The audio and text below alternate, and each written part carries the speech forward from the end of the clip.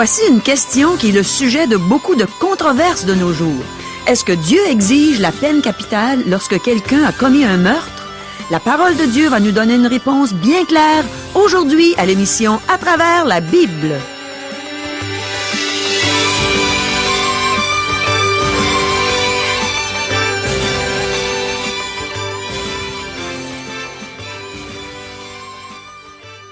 Chers auditeurs, pour en savoir davantage sur le contenu de cette émission, vous pouvez contacter en tout temps Radio Espoir via Internet à www.radioespoir.ca ou par téléphone, sans frais, au 1-877-l'Espoir, 1-877-537-7647.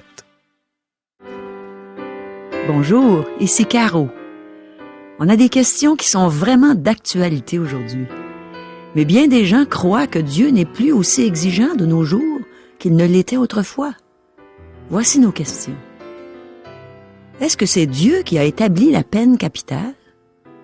Est-ce que les autorités qui ferment les yeux sur des crimes devront rendre des comptes à Dieu?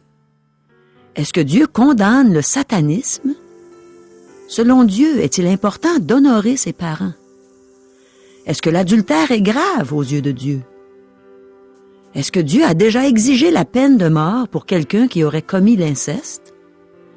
Est-ce qu'on doit s'attendre à subir des conséquences pour les péchés dont on ne se repent pas? La parole de Dieu va être bien claire, une fois de plus, au cours de cette émission, dans des sujets qui sont l'objet de beaucoup de discussions. Le pasteur Régent Joly a fait ses recherches dans la Bible et il est prêt à nous dire ce que Dieu pense de tout ça. Demandons à Dieu qu'il nous aide à bien saisir ce bon enseignement. Prions. Ô mon Dieu, bénis cette émission aujourd'hui. Bénis celui qui va prêcher ta parole. Et bénis notre écoute, mon Dieu. On veut entendre ce que tu veux dire à nos cœurs, afin que nos vies soient vraiment conformes à tes exigences. Amen. À toi, Régent. Merci, Caro. Chers amis, aujourd'hui, en étudiant le 20e chapitre du livre du Lévitique, nous allons terminer la section spéciale qui donne des lois régissant la vie sociale de la nation d'Israël. Dans cette section, Dieu condamne l'immoralité. Il précise et amplifie le 7e commandement. Ensuite, Dieu a appliqué les autres commandements à des exemples de la vie quotidienne. Maintenant, le chapitre 20 donne les peines pour ceux qui enfreignent les 10 commandements. Le chapitre est un type de code pénal. Dans ce chapitre, Dieu avertit son peuple de ne pas commettre les péchés et le mal que faisaient les habitants qu'il chassera du pays afin de le leur donner. Sujet choc aujourd'hui, chers amis. Dieu établit la peine capitale. Il semble que la peine de mort était imposée à quiconque enfreignait un des 10 commandements. À préciser, ils ne sont pas tous mentionnés dans ce chapitre. Par exemple, le meurtre n'est pas mentionné. Mais ailleurs dans la Bible, nous voyons qu'il était puni de mort. Nulle part, trouvons-nous dans la Bible, que les punitions imposées aux criminels ont pour but de les réformer. Ce n'était pas l'objectif de Dieu. Dieu exigeait des pénalités pour la santé morale du peuple. Des punitions sévères restreignent le crime dans une société. Si nous avons tant de crimes de nos jours, c'est que les juges n'imposent souvent que des peines dérisoires et que les coupables ne subissent pas les conséquences méritées pour leurs crimes. Ceux qui s'opposent à la peine de mort ont souvent des histoires tristes, même touchantes, à raconter à ce sujet. Cependant, Dieu avait d'excellentes raisons d'instituer la peine de mort. Nos crimes offensent la majesté, la loi et la sainteté de Dieu. La justice exige qu'il y ait punition. Même nous qui sommes pardonnés, le sommes parce que Christ a pris sur lui la punition que nous méritions à la croix. Oui, chers amis, chacun d'entre nous méritions la mort. Sommes-nous meilleurs que Dieu qui a institué la peine de mort? Il ne s'en est jamais excusé. Écoutez, vous ne souillerez point le pays où vous serez. car le sang souille le pays. Et il ne sera fait pour le pays aucune expiation du sang qui y sera répandu que par le sang de celui qui l'aura répandu. Le livre des Nombres, chapitre 35, verset 33. Au moment que le texte français de cette émission est rédigé, le journal du matin rapporte un meurtre commis par un prédateur sur Internet. L'assassinat d'une mère et de 2 adolescentes, et des détails au sujet d'un tueur en Syrie. Laissez-moi vous poser cette question. Si vous étiez parent d'une des victimes, n'aimeriez-vous pas que justice soit faite? Il est facile d'être contre la peine de mort lorsque cela n'arrive qu'aux autres. Sous prétexte de vivre à une époque éclairée, la peine de mort fut abolie. Mais elle est toujours la procédure la plus humaine donnée par Dieu pour le bien de tous. Chers amis, débutons notre lecture du livre du Lévitique, chapitre 20, verset 1er. L'Éternel parla à Moïse et dit, Dieu s'adresse à Moïse, celui par qui il donna sa loi, qui fut le premier à la faire appliquer. Il ne faut pas s'en étonner, puisqu'il donne un code pénal. Dans le chapitre 13 de l'Épître aux Romains, Paul déclare que ceux qui sont en autorité ne portent pas l'épée en vain. Un juge, ni une commission de libération conditionnelle, n'a pas le droit de libérer un dangereux criminel sadique. Verset 2. Tu diras aux enfants d'Israël, si un homme des enfants d'Israël ou des étrangers qui séjournent en Israël livre à Moloch l'un de ses enfants, il sera puni de mort. Le peuple du pays le lapidera. La vénération du dieu Moloch se faisait de façon brutale, cruelle et même satanique. Les enfants livrés à Moloch étaient brûlés. Par contre, Jésus désirait que les petits-enfants viennent à lui. Jésus dit, « Laissez les petits-enfants, et ne les empêchez pas de venir à moi, car le royaume des cieux est pour ceux qui leur ressemblent. » Rapporté par l'évangéliste Matthieu, chapitre 19, verset 4.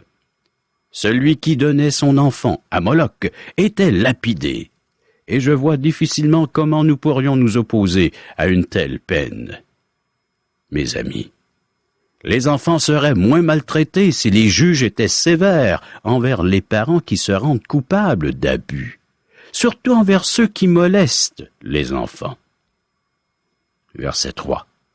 Et moi, je tournerai ma face contre cet homme, et je le retrancherai du milieu de son peuple, parce qu'il a livré de ses enfants à Moloch, souillé mon sanctuaire et profané mon saint nom. Notez le langage fort employé dans ce verset. Cette pratique souille le sanctuaire de Dieu et profane son saint nom. Dans le prophète Ézéchiel, chapitre 23, versets 37 à 39, nous apprenons qu'Israël est allé en captivité pour avoir toléré cette pratique. L'idolâtrie est de la haute trahison dans un pays dont le gouvernement est une théocratie, là où Dieu règne. Versets 4 et 5. Si le peuple du pays détourne ses regards de cet homme, qui livre de ses enfants à Moloch, et s'il ne le fait pas mourir, je tournerai, moi, ma face contre cet homme et contre sa famille, et je le retrancherai du milieu de son peuple, avec tous ceux qui se prostituent comme lui, en se prostituant à Moloch. Les autorités indulgentes qui ferment les yeux sur des crimes rendront des comptes à Dieu. Elles se font complices du crime en agissant ainsi. Si l'on peut échapper au jugement des hommes, ce n'est pas le cas avec le jugement de Dieu. Notez que l'immoralité, le rejet de Dieu et la clémence envers les crimes graves marchent main dans la main. Verset 6. Si quelqu'un s'adresse aux morts et aux esprits pour se prostituer à eux, je tournerai ma face contre cet homme, je le retrancherai du milieu de son peuple. Chers amis, nous avons ici de la fausse religion satanique. Certains peuvent penser que ce n'est pas une vraie religion et qu'on n'y trouve rien de surnaturel. Si Satan est vénéré, cela touche le surnaturel. Jésus lui-même nous a averti qu'il viendrait un antéchrist qui, s'il le pouvait, séduirait les chrétiens par des signes et des miracles. Le verset 27 de ce même chapitre nous dit « Si un homme ou une femme ont en eux l'esprit d'un mort ou un esprit de divination, ils seront punis de mort. On les lapidera, leur sang retombera sur eux. » Nous considérons ce verset ici car il touche le même sujet que le précédent, c'est-à-dire les superstitions sataniques. Les possessions démoniaques sont une réalité de toutes les époques. Des personnes possédées font la promotion de sectes dans notre société contemporaine. C'est l'œuvre de Satan. Et Dieu demandait la peine de mort pour de telles pratiques. Certaines personnes sont étonnées de découvrir que ceux qui vénèrent Satan ont une certaine puissance. C'est vrai que Satan est puissant. Cependant, mettre de côté la parole de Dieu et le rejeter mène à l'hérésie et permet l'apparition de ces sectes de toutes sortes. Les versets suivants expliquent pourquoi Dieu exigeait la peine de mort. Versets 7 et 8. « Vous vous sanctifierez et vous serez saints, car je suis l'Éternel, votre Dieu. Vous observerez mes lois et vous les mettrez en pratique. Je suis l'Éternel qui vous sanctifie. » Nous avons ici, chers amis, une raison suffisante pour la peine de mort. Le peuple de Dieu devait être saint, parce qu'il appartenait à Dieu qui était saint. Pratiquer les choses abominables mentionnées jusqu'ici consistait à rejeter Dieu pour se virer vers Satan. C'était de l'adultère spirituel et de la trahison. Aujourd'hui, les gens ne se rendent pas compte combien rejeter Dieu est grave. Nous vivons dans son univers. Nous ne pouvons pas ignorer ses lois. Verset 9. Si un homme quelconque maudit son père ou sa mère, il sera puni de mort. Il a maudit son père ou sa mère, son sang retombera sur lui. Le 5e commandement n'est pas un petit détail sans trop d'importance.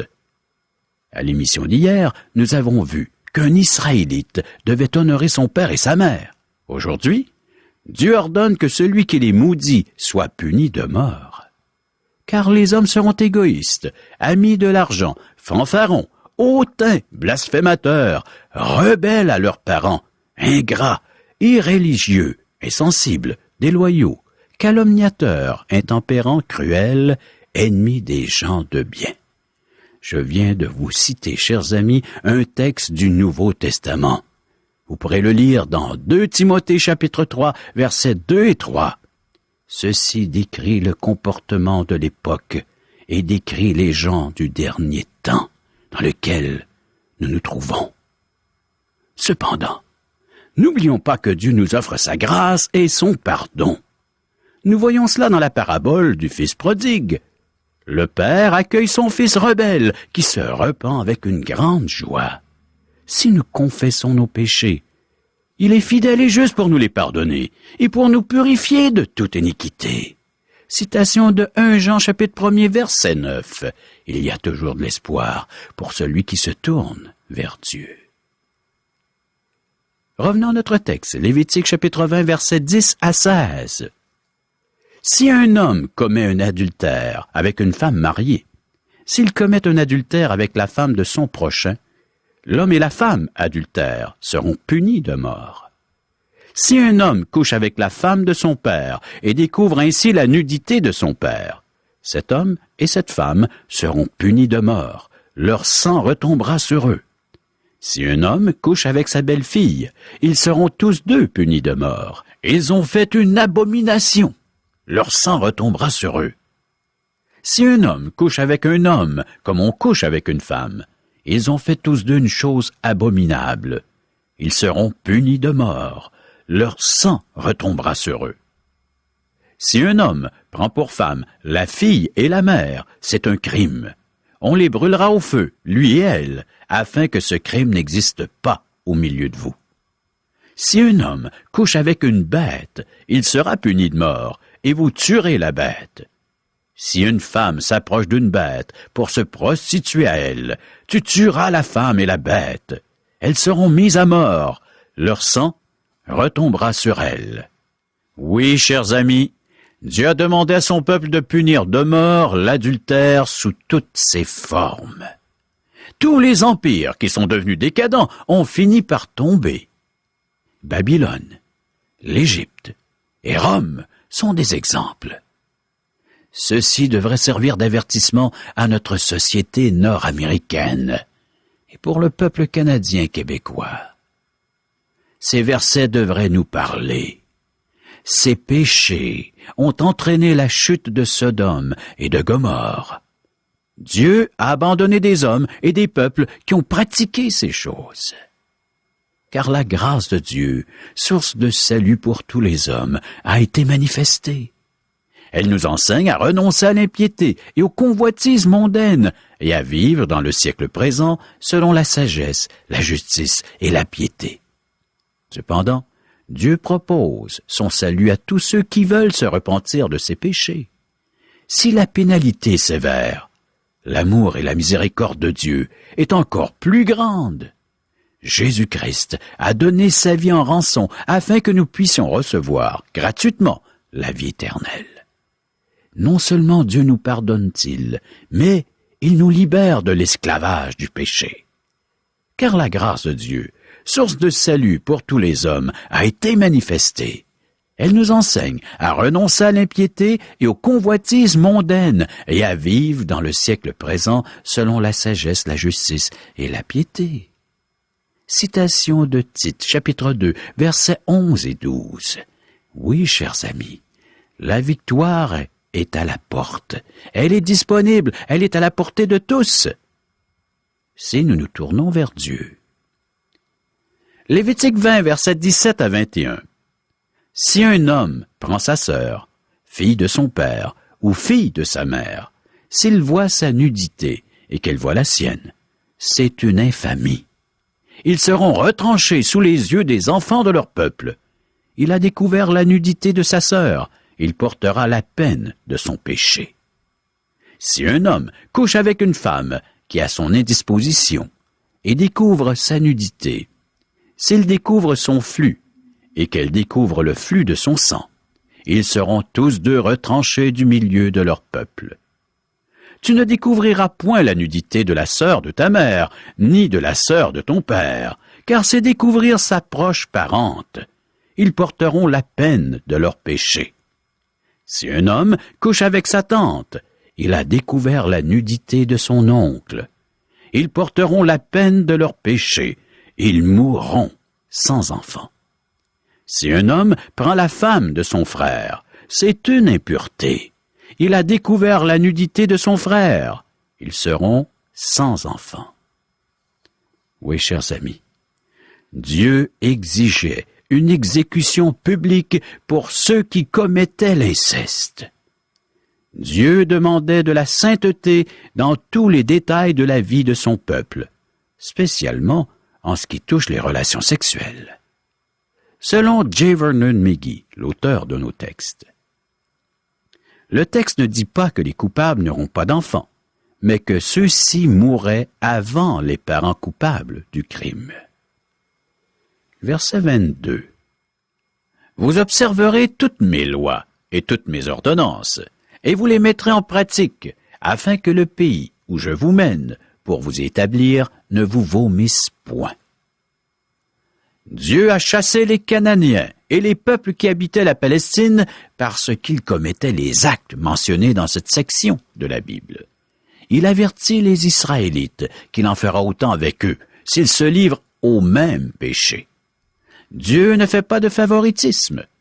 Lorsque le peuple a fait passer ses enfants au feu pour Moloch et qu'il s'est livré à l'idolâtrie et toutes sortes de péchés, Dieu l'a envoyé en captivité à Babylone. Écoutez ce que la Bible dit. Manassé avait 12 ans lorsqu'il devint roi, et il régna 55 ans à Jérusalem. Sa mère s'appelait Ephtsiba. Il fit ce qui est mal aux yeux de l'Éternel, selon les abominations des nations que l'Éternel avait chassées devant les enfants d'Israël. Il fit passer son fils par le feu. Il observait les nuages et les serpents pour en tirer des pronostics, et il établit des gens qui évoquaient les esprits et qui prédisaient l'avenir. Il fit de plus en plus ce qui est mal aux yeux de l'Éternel, afin de l'irriter. Mais ils n'obéirent point, et Manassé fut cause qu'ils s'égarèrent et firent le mal, plus que les nations que l'Éternel avait détruites devant les enfants d'Israël.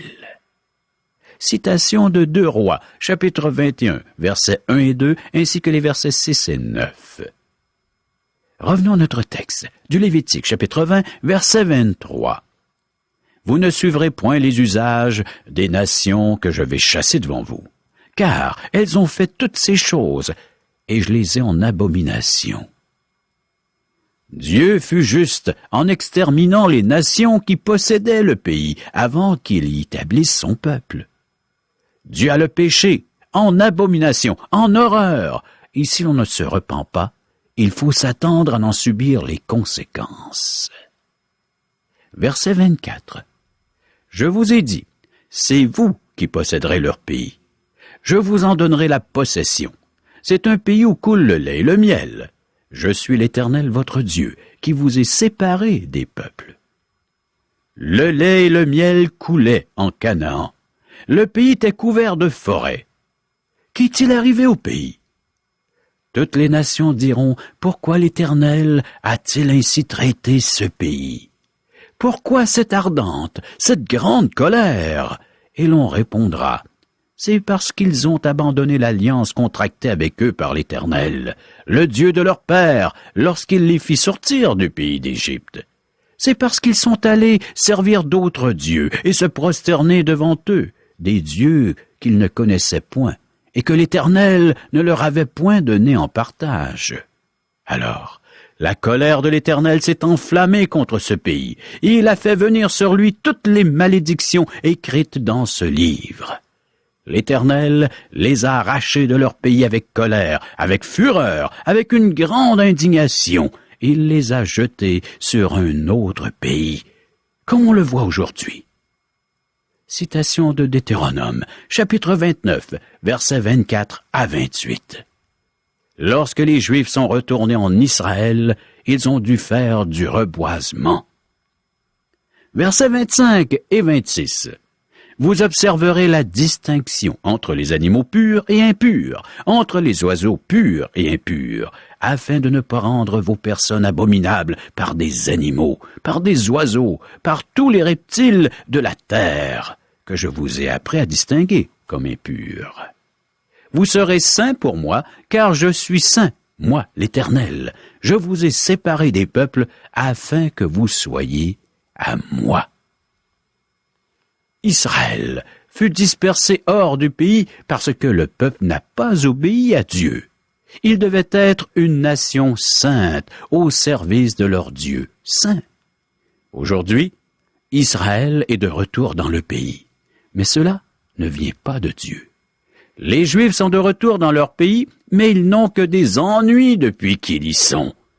Vous connaissez vous-même l'histoire, vous entendez les nouvelles concernant ce peuple. Ce n'est que guerre sur guerre avec leurs voisins, sans compter la crainte continuelle d'être victimes d'un attentat. Pourquoi? Parce qu'ils sont revenus au pays, mais ils ne sont pas encore revenus à Dieu. Voilà le pourquoi. Que cela nous serve d'exemple pour nous aujourd'hui. Chers amis, prochaine émission, Lévitique chapitre 21 et 22. Oh, merci beaucoup, Régent. Dieu est bien clair dans ses réponses. Il n'y a pas de zone grise concernant l'enseignement qu'on a reçu aujourd'hui. Ce que Dieu appelait péché autrefois, c'est encore péché aujourd'hui. C'est nous qui avons diminué les standards de Dieu. Le point qui me concerne particulièrement dans la leçon d'aujourd'hui, c'est l'adultère. J'ai été élevé dans une famille où l'adultère n'était pas si grave que ça. Ouf! Si j'avais vécu du temps de Moïse, on m'aurait lapidé sûrement. puisque c'est ce qu'on faisait à ceux qui commettaient l'adultère. Je n'ai jamais été mariée moi-même, mais avant ma conversion, il m'est arrivé à quelques reprises d'entraîner des hommes à commettre l'adultère. Et je me disais correct. Après tout, je leur faisais du bien. Je les comprenais, je les encourageais dans leur profession. J'écoutais leurs plaintes, je les consolais. Mais au fond de moi-même, je me sentais coupable. Parce que même si je ne connaissais pas encore la parole de Dieu, j'avais une conscience qui m'accusait, qui me disait que ce que je faisais était mal. Heureusement, un jour, j'ai rencontré quelqu'un qui m'a présenté le plan de Dieu pour que je sois sauvée, pardonnée, pour que je reçoive le don gratuit de la vie éternelle. Elle m'a dit que Jésus était mort sur la croix pour payer la dette de mes péchés. Elle m'a dit que j'étais une pécheresse perdue. Savez-vous ce que je lui ai répondu? J'ai dit que je commettais pas ça, moi, des péchés. Mais en le disant, je me suis sentie coupable au plus haut degré. Et j'ai finalement avoué que je commettais des péchés. Et j'ai demandé pardon à Dieu. Je me suis repentie, c'est-à-dire que j'ai changé complètement de direction et j'ai demandé à Dieu de me sauver, de me donner la vie éternelle. Et il l'a fait. Dès que j'ai accepté Jésus comme mon Sauveur, comme mon Seigneur, j'ai en même temps reçu son Esprit Saint en moi. Et j'ai vu immédiatement que je devais quitter mon amant, l'homme marié qui faisait partie de ma vie à ce moment-là. Et un peu plus tard, la parole de Dieu m'a confirmé à quel point Dieu avait en horreur l'adultère et tous les autres péchés qu'il y avait eu dans ma vie depuis si longtemps. Et Dieu m'a tout pardonné parce qu'il m'aime et parce que j'ai cru en son Fils bien-aimé, Jésus qui a souffert, qui est mort sur la croix pour moi. Jésus qui est ensuite ressuscité d'entre les morts, qui est monté au ciel, qui est assis à la droite de son Père. Jésus, mon Sauveur merveilleux, mon Seigneur et mon Dieu. Mon ami, ce même Jésus veut aussi être ton Dieu, ton Sauveur, ton Maître. Et il a payé cher pour le devenir. Et maintenant, il t'offre le pardon de tes péchés, le don gratuit de la vie éternelle. Alors je t'encourage à pas faire comme j'ai fait, puis à pas dire « Ah, je commets pas ça, moi, des péchés. » On est tous pécheurs. La parole de Dieu nous dit, dans l'épître de Paul aux Romains, au chapitre 3, 23, « Car tous ont péché et sont privés de la gloire de Dieu. » Repens-toi et accepte Jésus pour ton Sauveur. Bien oui, chers amis, nous vous offrons des cours bibliques par correspondance. Une minute, Régent, est-ce que c'est compliqué ces cours-là? Parce que tu sais, moi, je suis pas très intellectuel. Rien de plus facile, Caro. Oui. Les gens n'ont qu'à prendre la Bible qu'ils ont à la maison, Oui. de nous commander ces petits livrets, et par le fait même, en quelques minutes seulement, ils auront répondu à ces simples questions. Est-ce qu'il y a beaucoup de En par rapport cœur? avec le texte qu'ils auront lu. Du Il y a- par cœur. Quasiment pas de par cœur. Oui, c'est intéressant. C'est juste des questions, des qui, quoi, comment, pourquoi. Pour mieux connaître Dieu. Approfondir le texte biblique afin qu'il puisse nous parler et même nous interpeller. Car son auteur, Dieu, est vivant. Ah, ça, j'en suis certaine, Régent. Et il a des choses très importantes à partager avec nous. J'ai le goût de m'inscrire. Voilà le but, le pourquoi nous vous offrons ces cours par correspondance à partir de chez vous.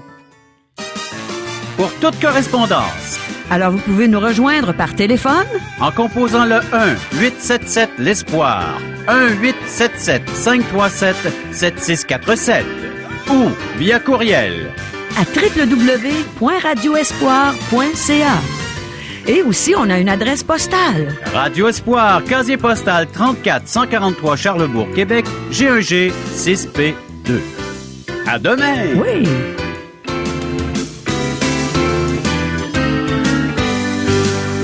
Cette émission vous a été présentée par Radio Espoir.